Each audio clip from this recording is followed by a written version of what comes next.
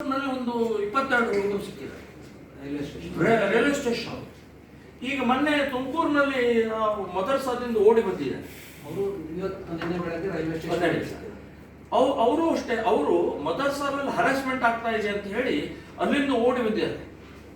ಅವ್ರು ಹೋಗ್ಬೇಕಾದ್ರೆ ಅವ್ರು ಹಿಡಿದಿದ್ದಾರೆ, ಅವರಿಗೆಲ್ಲ ಕೇಳಿದ್ದಾರೆ, ಅವ್ರ ಮೇಲೆ ಕಂಪ್ಲೇಂಟ್ ಎಲ್ಲ ಆಗಿದೆ. ಅಂದ್ರೆ ಇದು ಬಹಳ ದೊಡ್ಡ ಪ್ರಮಾಣದಲ್ಲಿ ಮದರ್ಸಾ ಅಪಹರಣದ, ಮಕ್ಕಳ ಶೋಷಣೆಯ, ಲೈಂಗಿಕತೆಯ ದುರುಪಯೋಗ ತೋಳುವಂತ ಸೆಂಟರ್ ಆಗಿದೆ.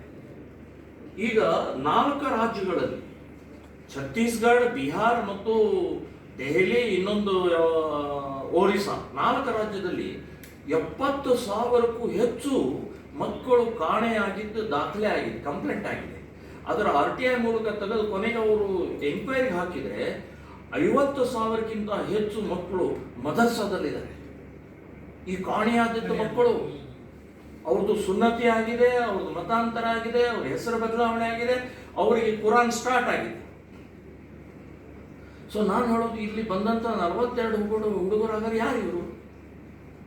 ಇಲ್ಲಿಂದನೇ ನಾವು ಫೋನ್ ಕಾಲ್ ಮಾಡಿದೀವಿ, ವಿಡಿಯೋ ಕಾಲ್ ಮಾಡಿದೀವಿ, ಅವ್ರ ಅಪ್ಪ ಹೇಳಿದ್ರು, ಅಷ್ಟಕ್ಕೆ ಸಾಕಾಗದ್ರೆ ಅವರೇ ಅಪ್ಪ, ಅವರೇ ಅಮ್ಮ, ಅವರೇ ಇದಕ್ಕೆ ಜವಾಬ್ದಾರರು ಅಂತ ಹೇಗೆ ನೀವು ಯಾವ ಐಡೆಂಟಿಟಿ ಮಾಡ್ತೀರಿ? ಹೇಗಿದು?